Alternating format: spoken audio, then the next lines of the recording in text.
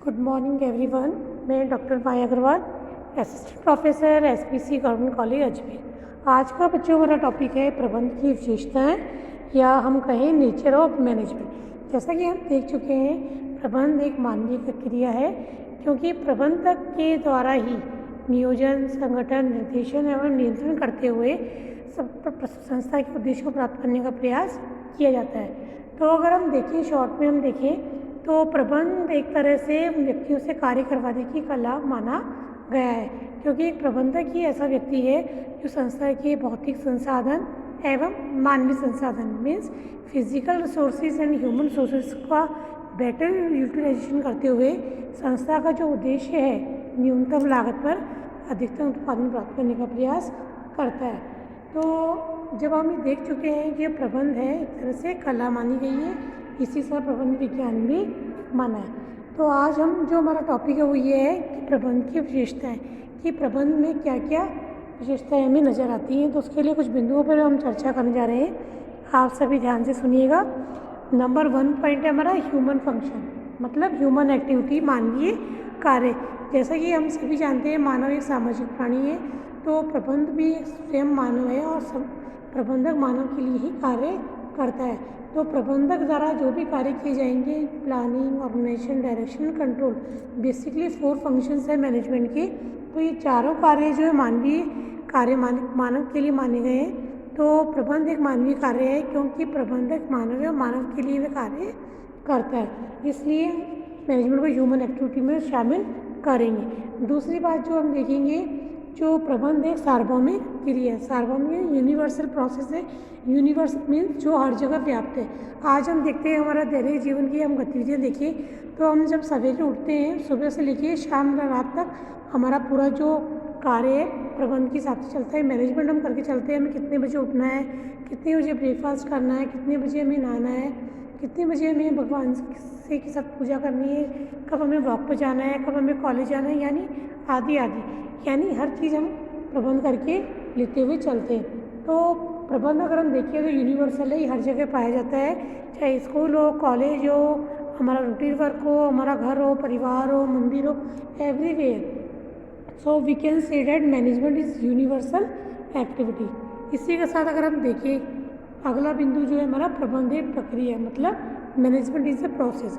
Process बच्चों, process का मतलब होता है किसी भी कार्य को फ्रीक्वेंटली क्रमबद्ध तरीके से करना, स्टेप बाय स्टेप करना मीन्स प्रोसेस। तो प्रबंध को हम प्रोसेस इसलिए मानेंगे क्योंकि बेसिकली मैनेजमेंट के 4 फंक्शंस है, planning, organisation, direction and control.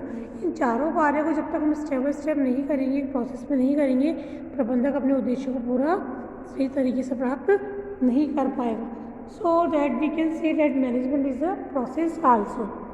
Next बिंदु हमारा जो है प्रबंध का जो उद्देश्य, प्रबंध का उद्देश्य क्या है, संस्था के भौतिक संसाधनों तथा मानवीय संसाधनों का इस तरह से प्रयोग करना कि संस्था का जो उद्देश्य है न्यूनतम लागत पर अधिकतम उत्पादन में प्राप्त हो जाए। तो ये प्रबंधक इस उद्देश्य को लेकर कार्य करता है।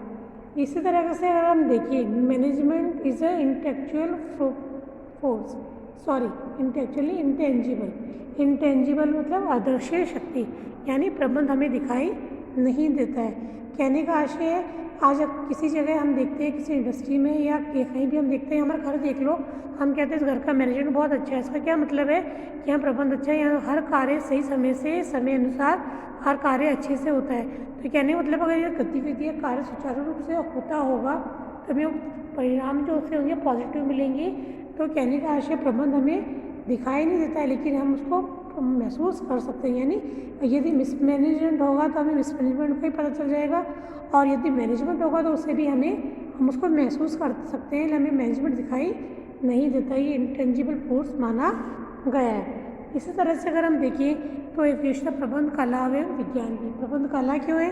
प्रबंध कला इसलिए है कि चतुराई का प्रयोग करते हुए कार्य करना कला माना गया है, जबकि प्रबंध एक सिद्धांत है, उन सिद्धांतों का पालन करते हुए प्रबंध को कार्य करना है, इसलिए प्रबंध को विज्ञान भी माना गया है। तो कुल मिला के अगर हम कहें, प्रबंध कला और विज्ञान दोनों का सम्मिश्रण, इसमें दोनों के ही गुण पाए जाते हैं। परंतु हमें ये ध्यान रखना है, प्रबंध विज्ञान है, लेकिन प्रबंध को शुद्ध विज्ञान की श्रेणी में नहीं रखेंगे। Means management is not pure science, because management is not based on purely experiment. Y?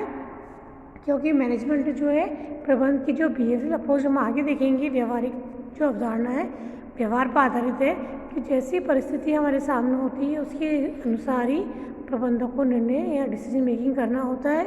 So we can say that management is not totally pure science. So we can say that management is a art and science too. Next है हमारा management is a profession. आज हम देखते जा रहे हैं प्रबंध एक पेशा बनता जा रहा है। पेशा क्या होता है? पेशा वह सब विशेषताएँ पाई जाएंगी जिसके द्वारा कोई भी व्यक्ति अपने ज्ञान और शिक्षा के माध्यम से कार्य करता है। आज हम देखेंगे डॉक्टर एक पेशा है, इसी तरह से वकील है, टीचर है, लेक्चरर है, ये सब प्रोफेशनल व्यक्ति माने जाएंगे जो कि अपनी शिक्षा ज्ञान का प्रयोग करते हुए कार्य करते हैं। तो प्रबंधक भी जो होता है, आज हम देखते हैं प्रबंध के लिए भी जो बच्चे MBA करते हैं, BBA करते हैं, आगे प्रबंध की डिग्री लेते हुए प्रबंध करना सीखते हैं। तो उसकी व्यवहारिक शिक्षा परीक्षाएँ आयोजित होने लगी है, व्यक्ति पेशे के रूप में इसको स्वीकार करने लगा है। तो हम प्रबंध को भी एक पेशा मान सकते हैं, प्रबंध को पेशे के अंतर्गत माना गया है। इसी तरह से अगर हम देखें तो एक बिंदु हमारा है लीडरशिप।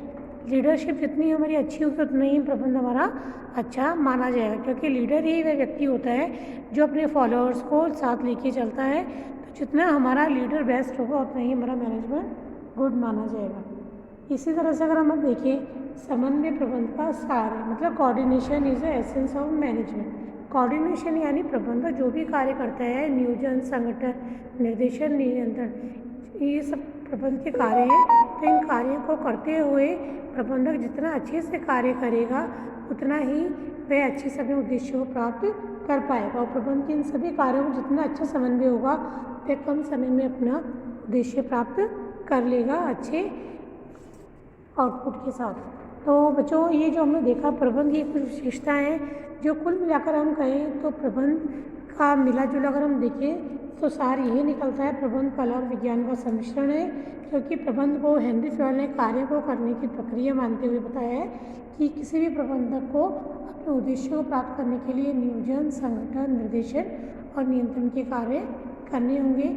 उसी के साथ अगर हम देखें वैज्ञानिक प्रबंध के जो जनक हैं उन्होंने कहा है प्रबंध ये जानने की कला है कि आप क्या करना चाहते हो और उसको मित्रता से कैसे प्राप्त करते हो। तो इस तरह से अगर हम देखें तो प्रबंध की विशेषताएँ या नीचे हमें यही बताता है कि प्रबंध को उद्देश्य जो है मानवीय कार्य है।